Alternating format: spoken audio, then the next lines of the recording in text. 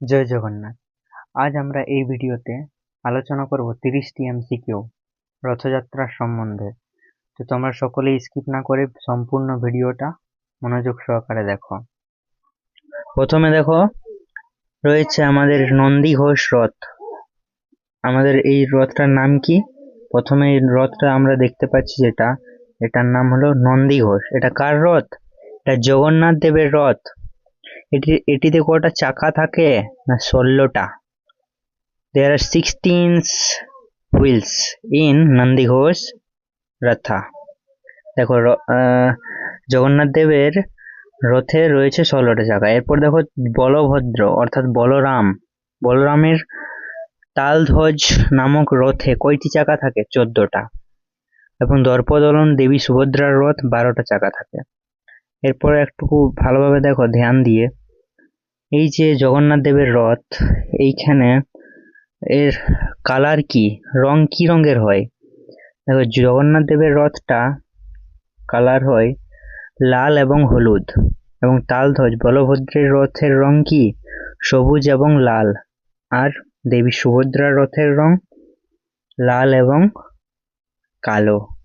চলো এরপরে আমরা শুরু করছি। এরপরে দেখো, চাকার সংখ্যাটা কিভাবে মনে রাখবে? শুধুমাত্র একটা মনে রাখো, নন্দী ঘোষের 16টা চাকা থাকে, তারপরে 2 করে মাইনাস করে দাও, তাহলেই মনে থেকে যাবে। নন্দী ঘোষের 16টা, তালধ্বজে 14টা, 2 কমালে, তারপরে আরো 2 কমালে দর্পদলন দেবী সুভদ্রার রথের চাকার সংখ্যা পেয়ে যাবে। চলো এবার পরের আমরা স্লাইডে পৌঁছাই। দেখো, রথযাত্রা উৎসব 1 নম্বর কোশ্চেন দেখো কি বলা আছে। রথযাত্রা উৎসব হিন্দু পঞ্জিকার কোন তিথিতে পালিত হয়? ক. আষাঢ় মাসের শুক্লা দ্বিতীয়া, খ. শ্রাবণ মাসের শুক্লা প্রথমা, গ. ভাদ্র মাসের কৃষ্ণা দ্বিতীয়া, না ঘ. আষাঢ় মাসের পূর্ণিমা। এর সঠিক অ্যান্সার কি হবে? সঠিক অ্যান্সার হবে ক. আষাঢ় মাসের শুক্লা দ্বিতীয়া। দেখো, আষাঢ় মাসের শুক্লা দ্বিতীয়া, প্রতি বছর আষাঢ় মাসের শুক্লা দ্বিতীয়া তিথিতে রথের উৎসব শুরু হয়। ভগবান জগন্নাথ, বলভদ্র এবং সুভদ্রা এই দিনে গুন্ডিচা মন্দিরের উদ্দেশ্যে যাত্রা করেন। দেখো পরের 2 নম্বর প্রশ্ন, ভগবান জগন্নাথের রথের নাম কি? একটু আগেই দেখলাম আমরা নন্দী ঘোষ। দেখো, ভগবান জগন্নাথ হলেন স্বয়ং কৃষ্ণ ভগবান, যাকে নন্দলালও বলা হয়। তাই নন্দলাল এবং নন্দী ঘোষ এই নামটার থেকে জগন্নাথের রথের নামটা মনে রাখার একটা ট্রিক। এরপরে দেখো, নন্দী ঘোষ। জগন্নাথ দেবের রথের নাম নন্দী ঘোষ বা গরুধ্বজ। এই রথটি প্রায় 45 ফুট উঁচু, কোথাও কোথাও দেওয়া থাকবে দেখবে 44 ফুট উঁচু, এবং 16টি চাকা বিশিষ্ট, এবং এর আবরণের রং কি হয়? লাল এবং হলুদ। লাল এবং হলুদ কাপড়ে মোড়া থাকে রথটি। এরপরে দেখো, এর তো 45 ফুট উঁচু রইল, এরপরে যেটা বলভদ্রের রথ রইবে সেটা কত? 1 ফুট কমে যাবে, অর্থাৎ 44 ফুট। এবং তারপরে আমাদের আসবে দেবী সুভদ্রার রথ, সেটা হবে 43 ফুট। মানে 1 ফুট করে কমে কমে কমে যাবে। এরপরে দেখো 3 নম্বর কোশ্চেন, বলভদ্রের রথের নাম কি? নন্দীঘোষ, তালধ্বজ, দর্পদলন না কপিল ধ্বজ? সঠিক অ্যান্সার হয়ে যাবে তালধ্বজ।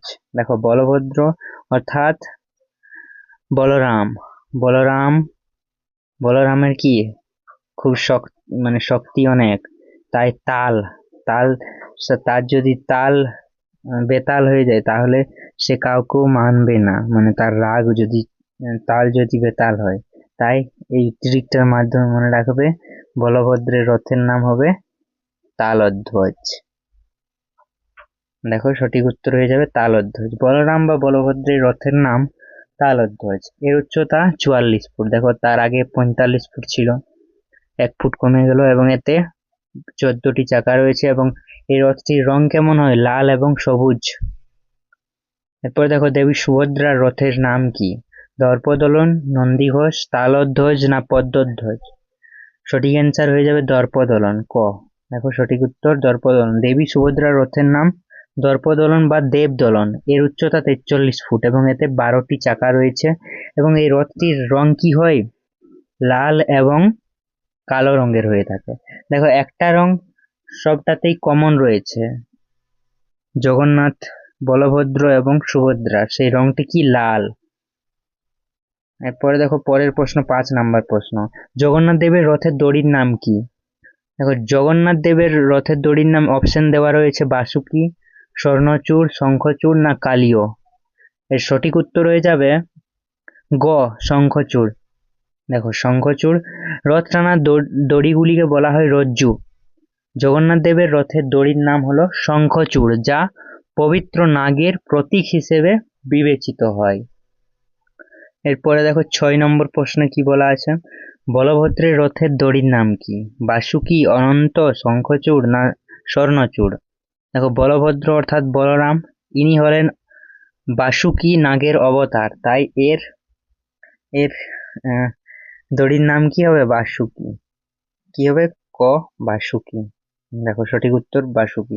বলভদ্রের রথ তালধ্বজ টানার দড়ির নাম হলো বাসুকি। বাসুকি হিন্দু পুরাণের অন্যতম প্রধান নাগ। তারপরে দেখো 7 নম্বর কোশ্চেন, সুভদ্রার রথের দড়ির নাম কি? স্বর্ণচূড়, বাসুকি, শঙ্খচূড় না তক্ষক। সঠিক উত্তর হয়ে যাবে স্বর্ণচূড়। দেখো দেবী সুভদ্রা, দেখো মহিলাদের প্রায়ই সোনা প্রিয় হয়ে থাকে, তাই দেবী সুভদ্রার রথের নাম কি হবে? স্বর্ণচূড়। স্বর্ণচূড় ক। দেখো স্বর্ণচূড়, এই ট্রিকটা দিয়ে মনে রাখবে। দেবী সুভদ্রার রথের নাম হলো দর্পদলন। এর দড়ির নাম কি? স্বর্ণচূড়। ভক্তরা বিশ্বাস করেন এই দড়ি একবার স্পর্শ করলে পুণ্য লাভ হয়। এরপর দেখো আমাদের সবার প্রিয়, রথযাত্রার সময় জগন্নাথ দেব কোথায় যান? জগন্নাথ দেব কোথায় যান? ক, লিঙ্গরাজ মন্দির, খ, গুন্ডিচা মন্দির, গ, কোণার্কের সূর্য মন্দির, গ, কালীঘাট। সঠিক উত্তর হয়ে যাবে খ, খ অর্থাৎ গুন্ডিচা মন্দির। দেখো রথে চড়ে ভগবান জগন্নাথ, বলভদ্র এবং সুভদ্রা তাদের মাসির বাড়ি যান, অর্থাৎ গুন্ডিচা মন্দিরে যান। সেখানে তারা কদিন থাকে? 7 দিন থাকেন। এরপর দেখো খুবই গুরুত্বপূর্ণ কোশ্চেন, পুরী রথযাত্রার সময় বর্তমান গজপতি রাজা সোনার ঝাড়ু দিয়ে রথের চারপাশ পরিষ্কার করেন। এই আচারটিকে কি বলা হয়? পহন্ডি, ছেঁড়া পহারা, স্নানযাত্রা না অনবসর। সঠিক অ্যান্সার হয়ে যাবে খ, ছেঁড়া পহারা। দেখো ছেঁড়া পহারা এই আচরণটি প্রমাণ করে যে এই আচারটি প্রমাণ করে যে ভগবানের চোখে রাজা থেকে প্রজা সবাই সমান। দেখো ধর্ম বর্ণ নির্বিশেষে, সে ছোট লোক হোক বা বড় লোক হোক, ভগবানের চোখে সবাই সমান। এটা এই আচারটাই প্রমাণ করে এটা। দেখো গজপতি রাজা সাধারণ সেবকের বেশে এসে সোনার ঝাড়ু দিয়ে রথ পরিষ্কার করেন, মানে একজন রাজা হয়েও কি করছেন? ঝাড়ু দিচ্ছেন। এ থেকেই প্রমাণ হচ্ছে যে ভগবানের কাছে সবাই সমান। এরপরে দেখো 10 নম্বর কোশ্চেন, রথযাত্রার দিন বিগ্রহগুলিকে শ্রীমন্দির থেকে বিশেষ কায়দায় দুলিয়ে দুলিয়ে রথে স্থাপন করার প্রক্রিয়াকে কি বলা হয়? ক, ছেঁড়া পহারা, খ, অনবসর, গ, পহন্ডি বিজে না ঘ, বহুড়া। সঠিক অ্যান্সার হয়ে যাবে, দেখবে তোমরা জগন্নাথ দেব, বলরাম এবং সুভদ্রা দেবীকে দলিয়ে দলিয়ে তাদের রথের উপর চড়ানো হয়। এই বিশেষ প্রথাটাকে বলা হয় পহন্ডি বা পহন্ডি বিজে। দেখো পহন্ডি বা পহন্ডি বিজে। পহন্ডি হলো একটি বিশেষ শোভাযাত্রা। মূর্তিগুলি বেশ ভারী হওয়ায় সেবায়েতরা তাদের দুলিয়ে দুলিয়ে এবং বিশেষ ছন্দে রথে নিয়ে আসেন। এটাকে বলা হয় পহন্ডি বা পহন্ডি বিজে। এরপর দেখো 11 নম্বর কোশ্চেন, রথযাত্রার কততম দিনে উল্টো রথ বা বহুড়া যাত্রা অনুষ্ঠিত হয়? সপ্তম দিনে, অষ্টম দিনে, নবম দিনে না দশম দিনে। সঠিক অ্যান্সার হয়ে যাবে গ, নবম দিনে। দেখো নবম দিনে সঠিক উত্তর হবে। উৎসবের নবম দিনে ভগবান জগন্নাথ, বলভদ্র এবং সুভদ্রা গুন্ডিচা মন্দির অর্থাৎ মাসির বাড়ি থেকে পুনরায় শ্রীমন্দিরে ফিরে আসেন। একে বহুড়া যাত্রা বলা হয়। শ্রীমন্দির অর্থাৎ জগন্নাথ দেবের মন্দির। এরপরে দেখো 12 নম্বর প্রশ্ন, রথযাত্রার পঞ্চম দিনে দেবী লক্ষ্মী রাগ করে গুন্ডিচা মন্দিরে যান এবং জগন্নাথ দেবের রথের একাংশ ভেঙে দেন। এই দিনটিকে কি বলা হয়? হেরা পঞ্চমী, মকর পঞ্চমী, বসন্ত পঞ্চমী না নাগ পঞ্চমী। সঠিক উত্তর হয়ে যাবে ক, হেরা পঞ্চমী। দেখো এই ঘটনাটা খুবই মজাদার। জগন্নাথ দেব তাকে না নিয়ে মাসির বাড়ি যাওয়ায় দেবী লক্ষ্মী রাগ করেন অর্থাৎ ক্রুদ্ধ হন। পঞ্চম দিনে তিনি গুন্ডিচা মন্দিরে যান। এই আচারটিকে বলা হয় হেরা পঞ্চমী। এরপর দেখো, রথযাত্রার আগে স্নান পূর্ণিমার দিন জগন্নাথ দেবকে 108 ঘোড়া অর্থাৎ 108 কলসি জল দিয়ে স্নান করানো হয়। এরপর 15 দিনের জন্য তিনি লোকচক্ষুর অন্তরালে থাকেন অর্থাৎ আড়ালে থাকেন। এই সময়টিকে কি বলা হয়? নবকলেবর, অনবসর, পহণ্ডি না গুন্ডিচা যাত্রা? সঠিক উত্তর হয়ে যাবে অনবসর, খ। দেখো, খ। স্নানের পর জগন্নাথ দেবের জ্বর হয় বলে বিশ্বাস করা হয়, তাই 15 দিন তাঁকে সাধারণের দর্শনের আড়ালে রেখে ভেষজ ওষুধ এবং পথ্য দেওয়া হয়, তাই যাকে অনবসর বলে। চলো এরপরে 14 নম্বর কোশ্চেন দেখে নিই। পুরীর জগন্নাথ, বলভদ্র এবং সুভদ্রার মূর্তি কোন কাঠ দিয়ে তৈরি করা হয়? শাল কাঠ, সেগুন কাঠ, নিম কাঠ না চন্দন কাঠ? এর সঠিক উত্তর হয়ে যাবে গ, নিম কাঠ। দেখো, নিম কাঠ। মূর্তিগুলি পবিত্র নিম কাঠ দিয়ে তৈরি হয়। এর একটি বিশেষ কারণ হলো নিম কাঠের ঔষধি গুণ এবং এটি সহজে নষ্ট হয় না। দেখো এরপরে, নির্দিষ্ট বছর অন্তর পুরীর মন্দিরে পুরনো মূর্তি পরিবর্তন করে নতুন নিম কাঠ দিয়ে বিগ্রহ তৈরি করা হয়। এই বিশেষ প্রথাকে কি বলা হয়? ক, নবকলেবর, খ, অনবসর, গ, ছেঁড়া পহারা, ঘ, স্নান যাত্রা? সঠিক উত্তর হয়ে যাবে ক, নবকলেবর। দেখো, নতুন কোথায় মানে নতুন মূর্তি করছে তার জন্য নবকলেবর। নব মানে নতুন, কলেবর মানে কি শরীর। সাধারণত 8, 12 বা 19 বছর অন্তর যে আষাঢ় মাস, মল মাস অতিরিক্ত মাস হয়, সেই বছর নবকলেবর প্রথা পালিত হয়। কত বছর অন্তর অন্তর দেখে নাও, 8 বছর, 12 বছর এবং 19 বছর অন্তর অন্তর কি হয়? অধিক মল মাস হয়। তাই এই সময় কি নবকলেবর প্রথা পালিত হয়। চলো 16 নম্বর কোশ্চেন দেখে নিই। বাংলার সবচেয়ে প্রাচীন রথযাত্রা কোথায় অনুষ্ঠিত হয়? গুপ্তিপাড়া, মহাদল, শ্রীরামপুরের মাহেশ, মায়াপুর? সঠিক অ্যান্সার হয়ে যাবে গ, শ্রীরামপুরের মাহেশ। হুগলি জেলার শ্রীরামপুরের মাহেশ। দেখো এরপরে, শ্রীরামপুরের মাহেশ সবচেয়ে প্রাচীনতম রথযাত্রা বাংলার। হুগলি জেলার শ্রীরামপুরের মাহেশ রথযাত্রা বাংলার সর্বপ্রাচীন এবং ভারতের দ্বিতীয় প্রাচীনতম রথযাত্রা। প্রথম প্রাচীন ভারতের কি? পুরীর জগন্নাথ এবং দ্বিতীয় শ্রীরামপুরের মাহেশ। এরপরে দেখো 17 নম্বর কোয়েশ্চেন। মাহেশের রথযাত্রা কত সালে শুরু হয়েছিল? 1396, 1500, 1600 না 1757? সঠিক উত্তর হয়ে যাবে ক, 1396 সালে। 1396 খ্রিস্টাব্দে ধ্রুবানন্দ ব্রহ্মচারী মাহেশে প্রথম রথযাত্রার সূচনা করেছিলেন। দেখো, মাহেশের বর্তমান লোহার রথটি কত সালে নির্মিত হয়? সঠিক উত্তর হয়ে যাবে 1885 সালে, যখন আমাদের ভারতের জাতীয় কংগ্রেস প্রতিষ্ঠা হয়েছিল। দেখো, পুরনো কাঠের রথ জরাজীর্ণ হয়ে যাওয়ায় 1885 সালে শ্যামবাজারের বসু পরিবারের দেওয়ান কৃষ্ণরাম বসুর পৃষ্ঠপোষকতায় মার্টিন বান কোম্পানির এই লোহার রথটি নির্মাণ করেন। যদি বলা হয় এই যে মাহেশের রথটি কত সালে কোন কোম্পানি করেছিল? 1885 সালে মার্টিন বান কোম্পানি। এরপরে দেখো 19 নম্বর কোয়েশ্চেন। সাহিত্য সম্রাট বঙ্কিমচন্দ্র চট্টোপাধ্যায়ের কোন উপন্যাসে মাহেশের রথযাত্রার মেলার উল্লেখ রয়েছে? আনন্দমঠ, বিষবৃক্ষ, রাধারানী না কপালকুণ্ডলা? সঠিক উত্তর হয়ে যাবে রাধারানী, গ। দেখো, বঙ্কিমচন্দ্র চট্টোপাধ্যায়ের রাধারানী উপন্যাসের প্রেক্ষাপট হলো মাহেশের রথযাত্রা এবং সেখানে বসা বিশাল মেলা। তোমরা নিশ্চয়ই নবম শ্রেণীতে রাধারানীর সেই মালা বিক্রি করার করুণ পরিস্থিতি সম্বন্ধে জেনেছ। চলো 20 নম্বর কোশ্চেন আমরা দেখে নিই। পুরীর জগন্নাথ মন্দির কে নির্মাণ করেছিলেন? ক, অনন্ত বর্মন চড়গঙ্গদেব, খ, রাজা কপিলেন্দ্র দেব, গ, রাজা পুরুষোত্তম দেব না সম্রাট অশোক? সঠিক উত্তর হয়ে যাবে ক, অনন্ত বর্মন চড়গঙ্গ দেব। অনন্ত বর্মন চড়গঙ্গ দেব। দ্বাদশ শতাব্দীতে পূর্ববঙ্গ রাজবংশের রাজা অনন্ত বর্মন চড়গঙ্গ দেব বর্তমান পুরীর জগন্নাথ মন্দিরের নির্মাণ কাজ শুরু করেছিলেন। পরের কোশ্চেন দেখো, 21 নাম্বার, জগন্নাথ দেবের রথের সারথীর নাম কি? সারথী অর্থাৎ যিনি রথটা চালনা করেন তার নাম কি? ক দারুক, খ মাতলি, গ অর্জুন, না কৃষ্ণ।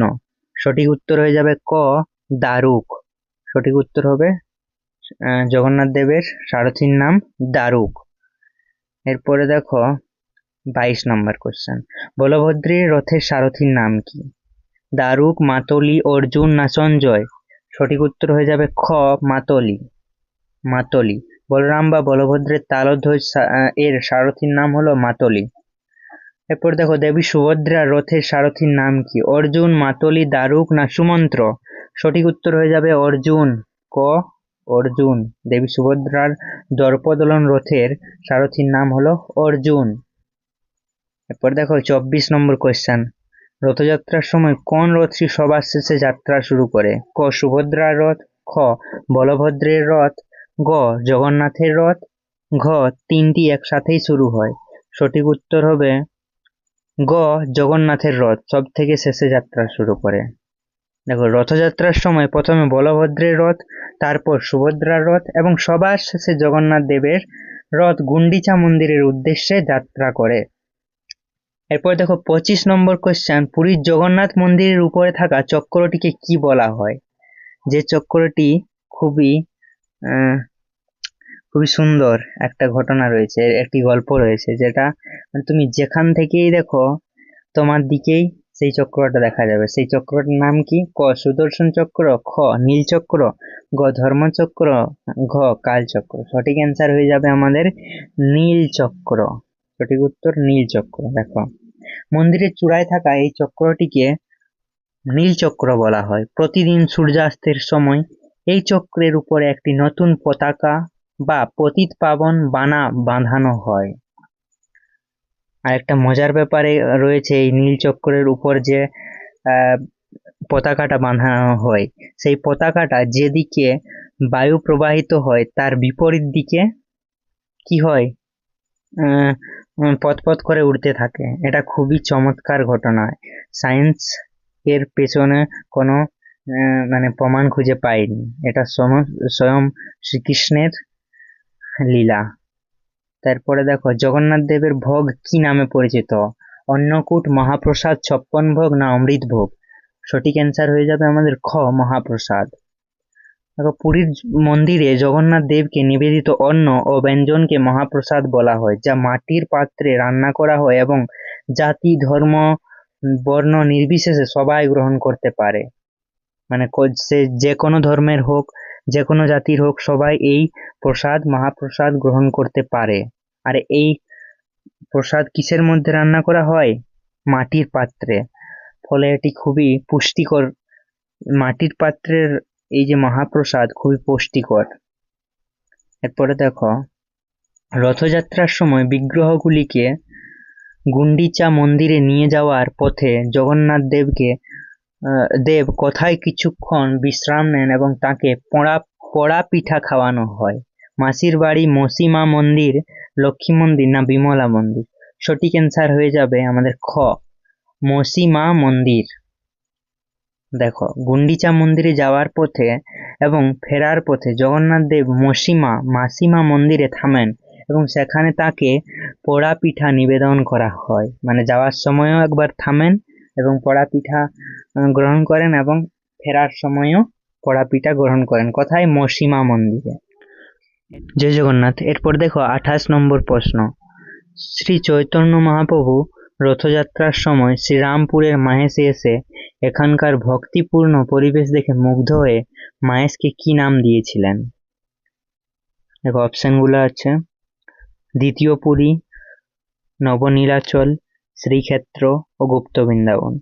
সঠিক উত্তর হয়ে যাবে আমাদের খ নবনীলাচল। দেখো শ্রী চৈতন্য দেব মাহেশের ভক্তিভাবে মুগ্ধ হয়ে একে নবনীলাচল বা নতুন পুরী নামে আখ্যায়িত করেছিলেন। এরপর দেখো 29 নম্বর প্রশ্ন, পুরীর মন্দিরের রান্নাঘরে কতজন পাচক ও সহকারী কাজ করেন বলে মানা হয়?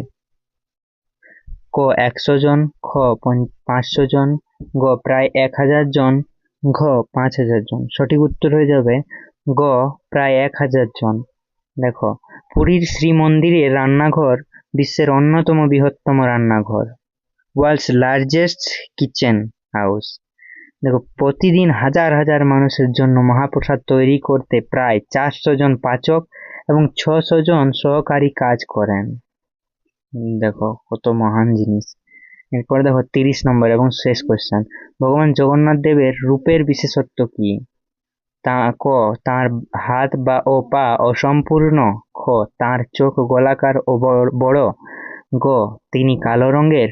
উপরের সবকটি। সঠিক উত্তর হয়ে যাবে উপরের সবকটি, কারণ তার হাত ও পা অসম্পূর্ণ রয়ে গেছে, তার চোখ গোলাকার এবং বড়, এবং তিনি কালো রঙের জগন্নাথ দেব, তাই সবকটি। দেখো, ভগবান জগন্নাথের মূর্তি অন্যান্য হিন্দু দেবতাদের মূর্তির মতো নয়। তার হাত ও পা অসম্পূর্ণ, চোখ বিশাল ও গোলাকার, এবং গায়ের রং কালো বা নীল।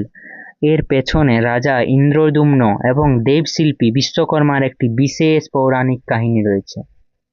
যদি তোমরা সেই কাহিনীটি শুনতে চাও তাহলে কমেন্ট বক্সে জানাও। জয় জগন্নাথ, হরে কৃষ্ণ। সকলকে একবার মহামন্ত্র দিয়ে এই এমসিকিউটা আমরা শেষ করছি। হরে কৃষ্ণ কৃষ্ণ কৃষ্ণ হরে হরে, হরে রাম রাম রাম হরে হরে। সকলেই ততক্ষণ ভালো থাকো, সুস্থ থাকো।